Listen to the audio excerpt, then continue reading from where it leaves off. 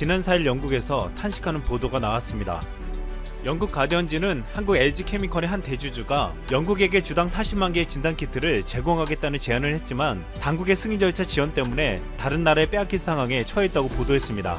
런던 컨티넨탈 철도의 닉 마컴 회장은 가디언과의 인터뷰에서 자신이 정부와 접촉하고 있지만 영국 공중보건국이 늑장을 부리고 있다고 비판했습니다. 또 한국산 진단키트에 대한 수요가 엄청나 우크라이나, 루마니아 등이 물량을 낚아채기 위해 이미 한국에 군용기를 보내고 있다는 주장도 했습니다. 마콤 회장은 지금은 서부 시대와 같은 상황이라며 모로코조차 비행기를 한국에 보냈는데 영국 정부는 뭐하고 있는 거냐고 비난했습니다. 만약 정부가 숨어서 테스트할 때까지 결정할 수밖에 없다고 한다면 영국은 한국으로부터 퇴짜를 당할 것이라고 말했습니다. 이런 제안을 해온 LG케미컬의 대주주가 런던 정경대에서 수확해 영국에 각별한 애정을 가지고 있다고 했는데 만약 영국 정부가 승인을 내리면 무상으로 제공하겠다고 했기에 더욱 안타까워하고 있는 것입니다. 영국은 6일 기준 확진자가 47,000명이 넘었고 존슨 총리까지 걸려 6일 상태가 안 좋아져 입원까지 한 상태입니다. 급격히 숫자가 늘자 영국의 한 병원에서는 개인보호 장비가 없어 의료용 폐기물 봉투와 스키형 고글을 쓰고 일하는 의료진들의 모습이 포착되기도 했습니다. 이제 전세계는 한국 정부를 비롯해 한국의 아는 인사들을 동원해서까지 진단키트를 받으려고 하고 있습니다. 현재 진단키트가 부족한 인도네시아 정부의 요청으로 현지에 진출한 LG그룹 4개 계열사는 5만회 검사 분량의 진단키트를 기부했다고 알려졌습니다. 인도네시아에 지원된 진단키트는 LG 계열사들이 긴급하게 나서서 국내 생산 제품 중 여유분을 확보한 것으로 알려졌는데 윤춘성 LG 상사 CEO는 조코 위도도 인도네시아 대통령에게 진단키트를 건네며 인도네시아를 응원한다는 인사말을 전했습니다. 6일 마르틴 비스카라 페루 대통령도 문재인 대통령에게 전화를 걸어왔습니다. 한국이 초기부터 적극적으로 대응해왔던 것처럼 페루도 신속하게 대량의 진단검사를 하는 것이 가장 효과적일 것으로 보고 있지만 그러려면 한국의 기술력, 특히 진단키트가 필요하다며 특별한 관심을 기울여 주신다면 페루도 한국에 버금가는 좋은 결과를 낼 수 있을 것이라고 강조했습니다. 문 대통령은 페루는 지난 1963년 수교 이후 우리와 꾸준하게 우호협력 관계를 발전시켜온 우방국이라며 특히 2011년 양국 간 자유무역협정 발효 이후 서로가 중요한 경제협력 파트너가 됐고 한국은 페루와의 관계를 중요하게 여기고 있다고 양국 관계를 평가했습니다. 또한 문재인 대통령은 지난 28일 페루에 있던 우리 국민 200명이 전세기를 통해 무사히 귀국할 수 있게 해줘 감사 인사를 전하며 앞으로 우리의 방역 및 치료 경험과 임상 데이터 등을 페루 정부와 적극 공유하겠다고 화답했습니다. 초기 한국의 진단키트 제안을 거절했다가 뒤늦게 여론의 문매를 받고 보건부 장관이 사과까지 한 덴마크도 지난 2일 다시 전화를 걸어왔습니다. 덴마크 프레데릭센 총리는 한국산 진단키트와 의료기기 구입에 관심을 나타내며 도움을 달라고 부탁했습니다. 불과 얼마 전까지 전세계 국가들은 한국에 대해서 입국 금지를 선언하며 경계했지만 이제는 전세계 국가들이 한국에게 진단키트를 경쟁적으로 요구하며 방역체계까지 알려달라고 요청하고 있습니다. 지난 27일 나토 수송기로 진단키트를 가져간 루마니아의 한 공항에서 찍은 사진 한 장이 의아함을 주었습니다. 루마니아 앙리 코란다 공항에 도착한 직후 양국 관계자들은 국기를 펼쳐들고 사진을 찍었습니다. 그런데 태극기를 거꾸로 들고 있었습니다. 알고 보니 루마니아 국기도 거꾸로 들고 있었는데 이는 긴급한 구조를 요청하는 신호라고 했습니다. 그만큼 루마니아는 다급하게 한국에 긴급 구조 요청을 한 것이라고 했습니다. 루마니아 국민운동당 의원인 페트로 모비아 의원이 최근 진단키트를 수출한 업체에 감사 편지를 보내왔습니다. 그는 루마니아 국민들이 악정고투에서 최고 품질의 한국산 제품으로 혜택을 볼 수 있었던 것에 대해 깊은 감사를 전한다고 했습니다. 또한 루마니아 국민들은 펄럭이는 태극기 이미지를 올리며 현지어로 이런 말을 남겼습니다. 대한민국은 내 마음속에 있고 영원한 친구가 될 것이다. 아프리카 특수직업 여성을 대상으로 에이즈 연구를 한 적이 있다. 이번에도 아프리카에서 백신 테스트를 해보자. 프랑스 뉴스 채널 LCI에서 장폴 미라 파리 코친 병원 실장의 발언입니다. 그는 아프리카에는 마스크, 의약품, 치료시설이 없다 라며 이번 사태로부터 스스로 보호할 수도 없지 않냐고 전했습니다. 아프리카는 스스로 보호할 능력도 돈도 없으니 실험 대상으로 이용하자는 너무나도 위험한 발언이죠. 이에 영국 첼시에서 뛰었던 아프리카 코트디부아르 출신의 월드스타 드록바는 아프리카는 실험실이 아니야, 아프리카 사람들을 기니픽으로 보지 말아라 라며 강력한 분노를 표출했고 글로벌 국민청원 사이트 change.org를 통해서 문제의 발언을 한 장폴 미라 프랑스 의사를 처벌하자는 움직임이 빠른 속도로 확산되고 있습니다. 자, 그런데 이렇게 치료시설도 의약품도 심지어는 마스크도 없는 아프리카를 도와줄 수 있는 나라는 전 세계 어디에도 없습니다. 어느덧 전세계 확진자 수가 127만 명을 넘어선 가운데 미국 내 확진자 수가 34만 명에 육박하고 있습니다. 이렇게 상황이 최악으로 치닫다 보니 국가 간 마스크 쟁탈전까지 나오고 있습니다.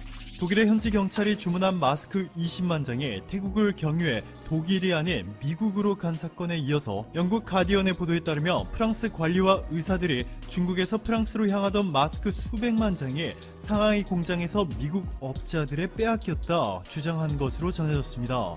이에 독일 정부는 미국의 현대판 해적 행위 라 비판하는 등 미국과 유럽 간의 갈등이 심화되고 있습니다. 다른 나라들도 상황은 비슷합니다. 도쿄올림픽이 연기되기 전까지 꽁꽁 감춰왔던 일본은 최근 신규 확진자가 일주일 만에 2배로 넘어선 가운데 더 큰 문제는 수천 명에 달하는 일본의 확진자들이 자신의 이동 경로를 말하지 않고 있다는 것입니다. 한국처럼 빠른 역학 조사를 통해 2차 확산을 막을 수조차 없는 상황인데요. 요미우리 신문에 따르면 일본의 보건소는 이렇게 말하고 있습니다. 일본 젊은 사람들은 우리가 전화를 걸어도 받지도 않는다. 이렇게 전 세계가 혼란을 겪는 가운데 유일하게 다른 나라를 도울 수 있는 국가, 네 맞습니다. 바로 대한민국이죠. 지난해 100번째 노벨 평화상을 수상하며 에티오피아의 기적이라 불린 남자 아비 아흐메드 알리 에티오피아 총리는 한국에 문재인 대통령과 통화하고 싶다 요청했고 전화통화에서 한국의 대응은 놀라웠다. 한국 정부가 접촉자를 끝까지 추적 치료하는 모습이 특히 인상적이었다. 면서 아프리카에도 문재인 대통령의 경험과 리더십을 필요로 하고 있다. 도움을 요청하였습니다. 자, 그런데 여기서 에티오피아와 베트남의 차이점이 있습니다. 앞에서는 한국을 칭찬하며 도움을 요청하면서 한국산 진단키트는 정확도가 떨어진다.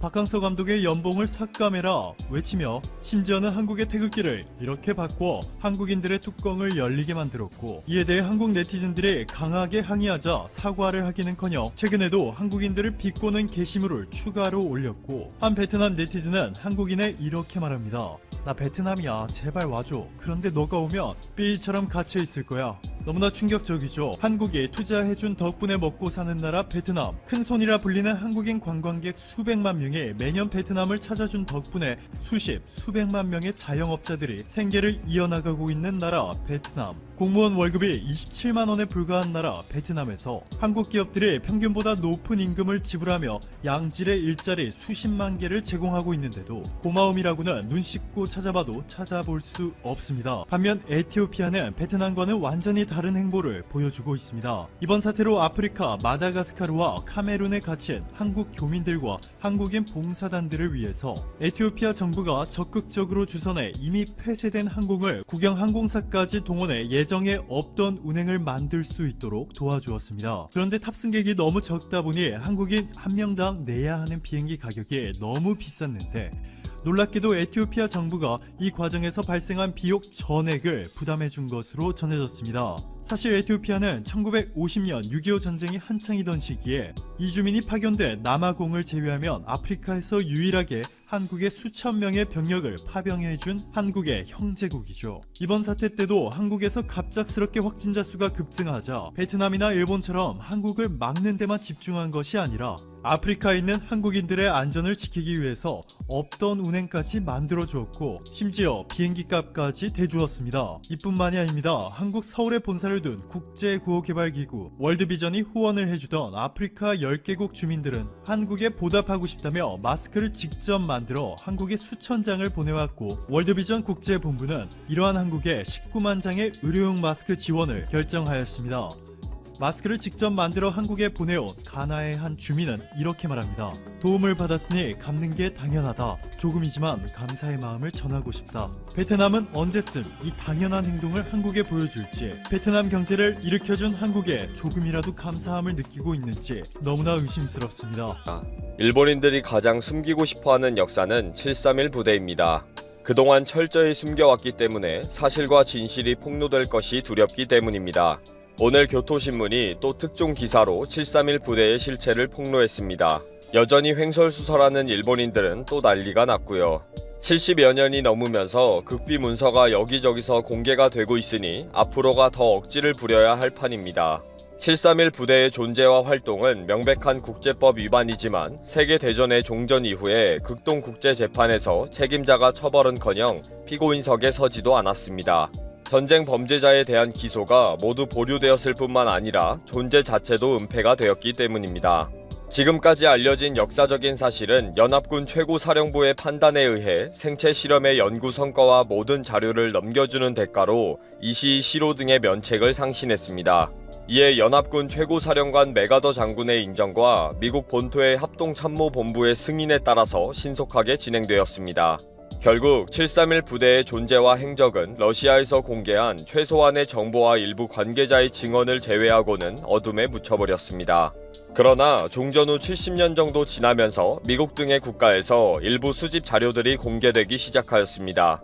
2011년에는 일본 국회 도서관에서 카네코 주니치 군의관의 논문이 발견되면서 1940년부터 약 3년간 길림성과 절강성 등지에서 자행한 세균 실험 기록이 확인되었습니다. 731 부대가 페스크균을 살포하면서 1차와 2차 감염자가 25,946명이라는 사실이 드러난 것입니다. 이렇게 분명한 사실이 드러났음에도 불구하고 일본 정부는 아직까지 731 부대의 생체 실험 사실을 인정하지 않고 있습니다.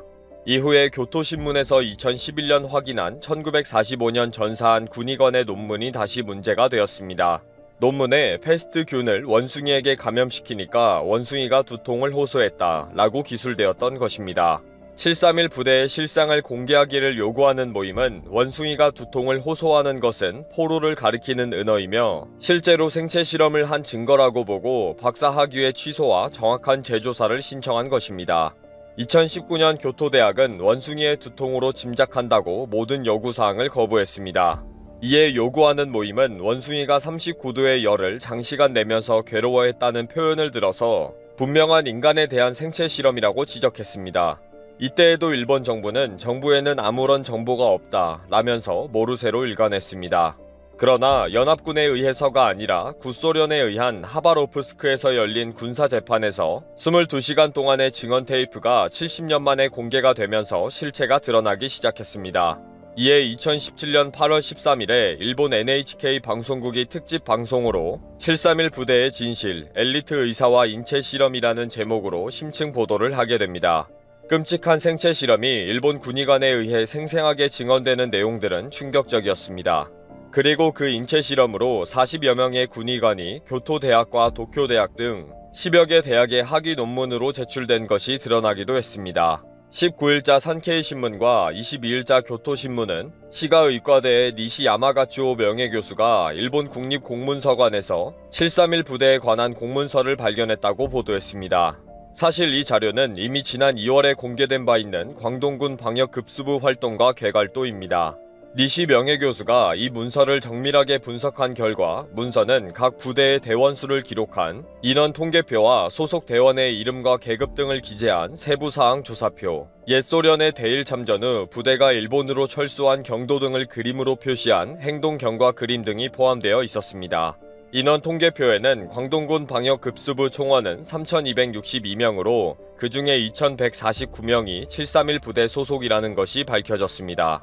특히 지부에서 박테리아 세균 등을 생산하고 있었다는 점도 밝혀졌고 대련 지부는 종전 전까지 세균의 연구 및 생산에 치중했다는 내용도 기술되어 있었다는 것이 확인되었습니다.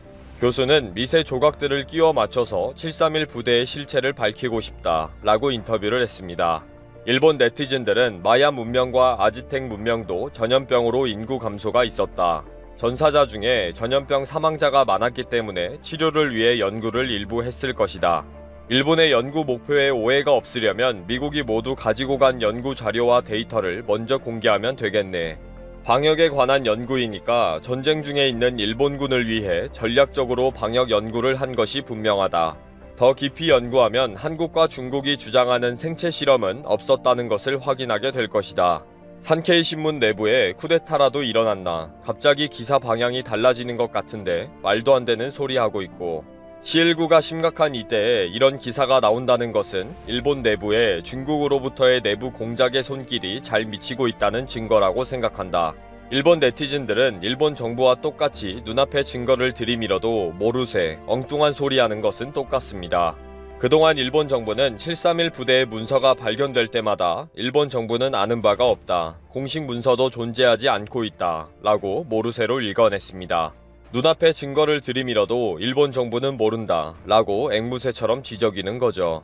일본은 손바닥으로 하늘을 가리는 바보짓을 70년이 넘도록 용을 쓰고 있습니다.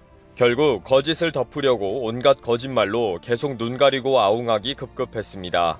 일본인들이 가장 두려워하는 731 부대의 실체는 앞으로도 계속 쏟아질 것입니다.